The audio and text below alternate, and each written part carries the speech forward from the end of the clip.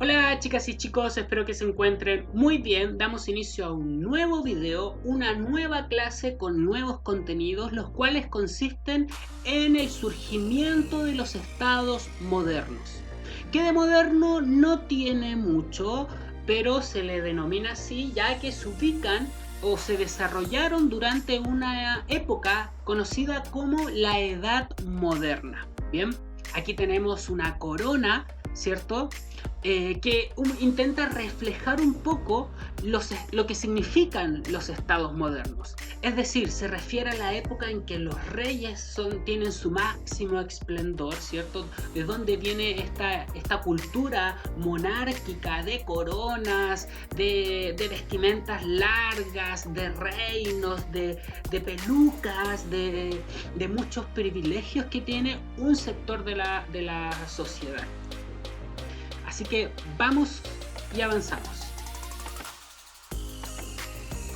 Antes que conozcamos los contenidos de lleno, es importante que conozcamos primero la actividad.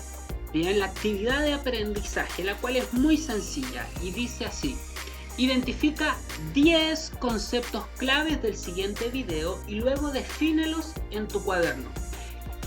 A medida que vaya avanzando el video, ustedes van a tener que identificar el concepto o la palabra. Fíjense, es la palabra, no es una frase, una oración, un texto, no, es una palabra que crean ustedes que es importante y anotarla en su cuaderno.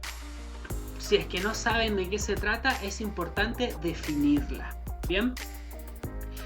Cuando hablo de palabra o concepto clave, es importante que logren identificarla bien, es decir, una palabra que represente los contenidos que estamos viendo. Por ejemplo, de todo lo que hemos hablado, una palabra clave es estado moderno, ¿cierto?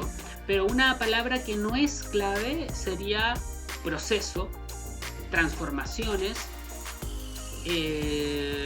aprendizaje, actividad, porque no tienen relación con el contenido, ya que estas 10 palabras que ustedes van a identificar las vamos a utilizar en un próximo video. Bien, que solo es instrucción de un próximo video. Así que no olvidarse, seleccionar 10 palabras de este video, las cuales son claves y representan los contenidos, anotarlas y definirlas en su cuaderno. Entonces, ahora sí, comenzamos. Los estados modernos se desarrollaron en una época de la historia de la humanidad. Bien, aquí tenemos esta línea de tiempo que simplifica un poco la historia de la humanidad y nos vamos a ir a la Edad Moderna. Bien, aquí, como apunta mi mouse, ¿cierto? La Edad Moderna.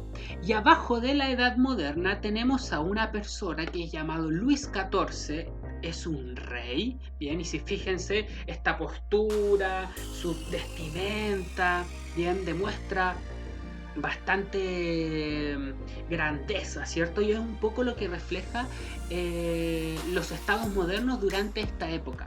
Pero los estados modernos surgieron a finales de la Edad Media. Bien, aquí tenemos el siglo XV como el siglo que divide a la edad, que termina la Edad Media y comienza la Edad Moderna. Los estados modernos, o el antiguo régimen también como lo es conocido, se surge entre el siglo XIV, bien, y el siglo XV, que son los siglos finales de la Edad Media, bien. Entonces, durante esta Edad Media había un protagonismo muy fuerte de la Iglesia y los estados modernos se van a tomar también de esta fuerza religiosa para poder validarse ante la sociedad y así continuar siendo reyes, ¿cierto?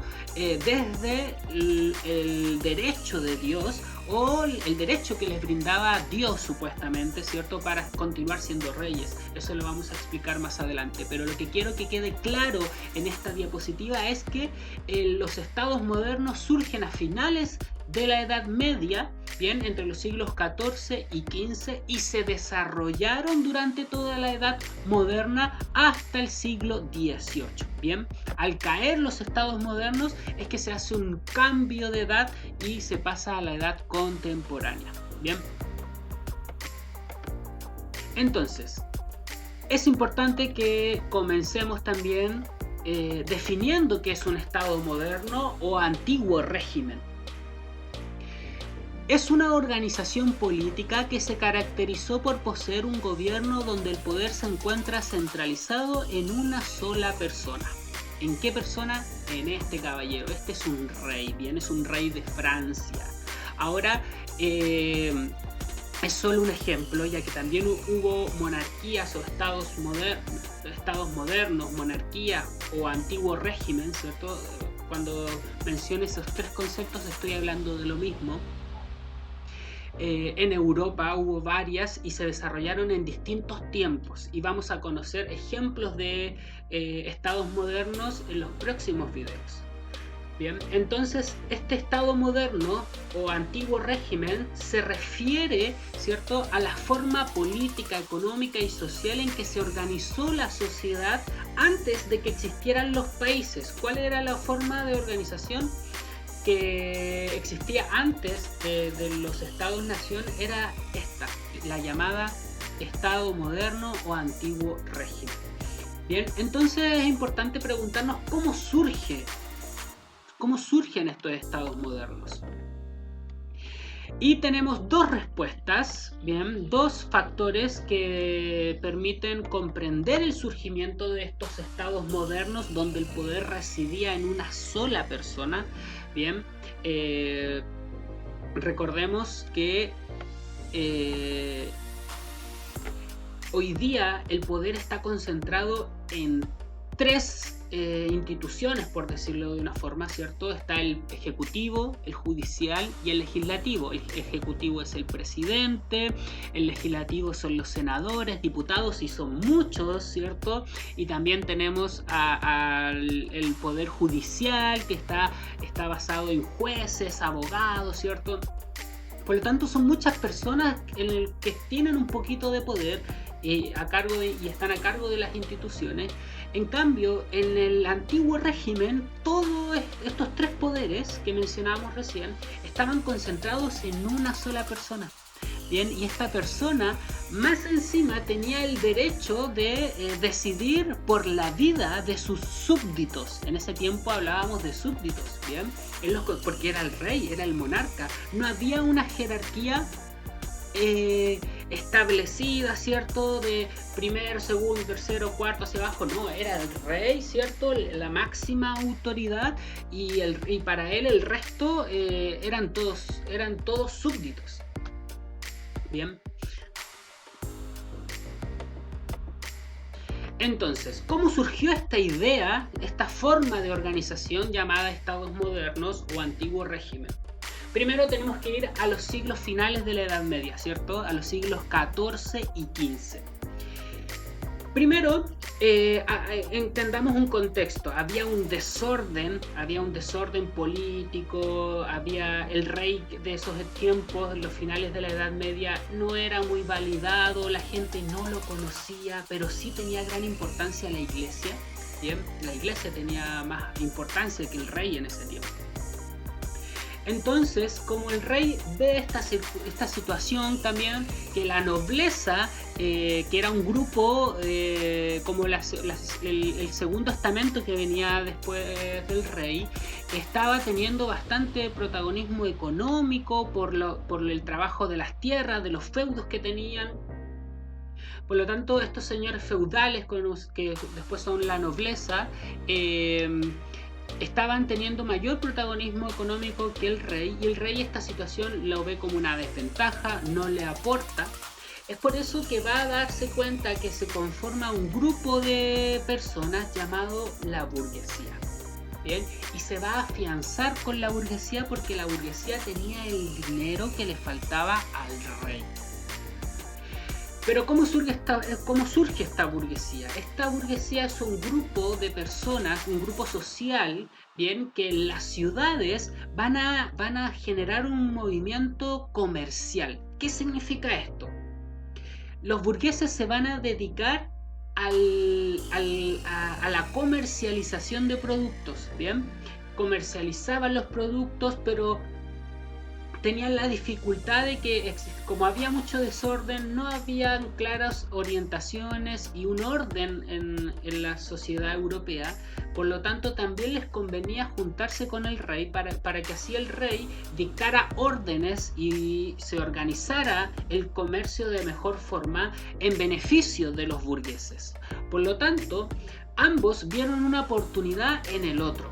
El rey vio una oportunidad en los burgueses porque tenían el dinero, ¿cierto?, que iban trabajando en el mercado, y con ese dinero podía comprar ejércitos, ¿bien? Y así estos ejércitos extendieran su territorio. Entonces, la burguesía va a ver en el rey la oportunidad de crecer, ascender políticamente, ya que la burguesía solamente se dedicaba a comercializar. Por lo tanto, con el rey iban a tener un mayor estatus en el aspecto político. Por lo tanto, se afianzan y se genera esta alianza que permite que los reyes se vuelvan más poderosos en lo que es la economía. Bien, así que vamos a la siguiente cita que está aquí al lado. Dice: al final de la Edad Media comenzó a aparecer la figura del burgués, que no pertenecía ni al estamento aristocrático, ni al estamento ni al eclesiástico, pero tampoco era campesino. La actividad de la burguesía era negociar, dedicándose especialmente al comercio.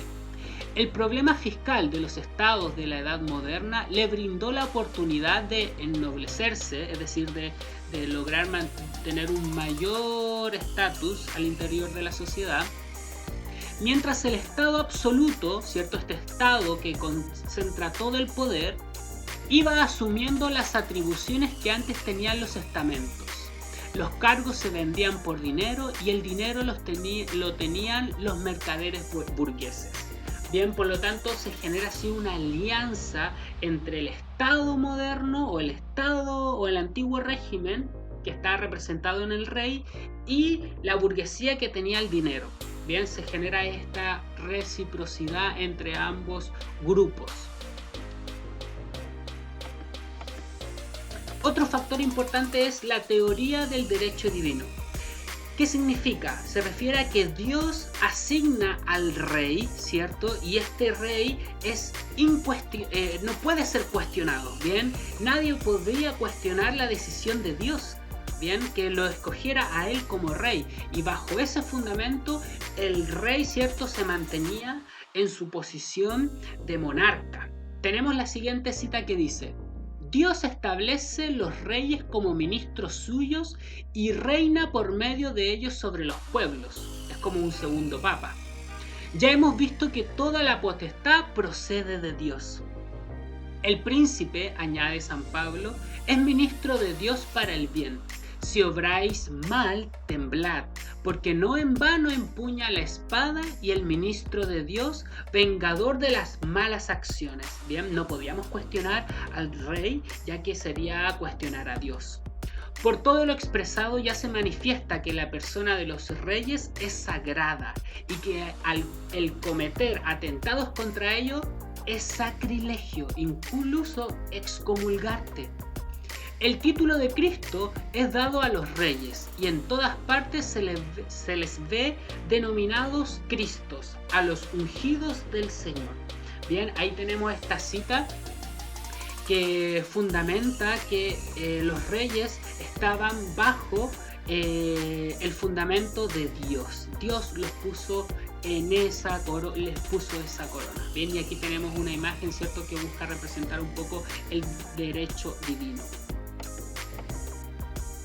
Entonces, sin nada más que decirles, recordarles que de lo que acabamos de conocer, seleccionar 10 conceptos claves, definirlos, ya que en el próximo video, ¿cierto?, los vamos a ocupar. Que estén bien, chao.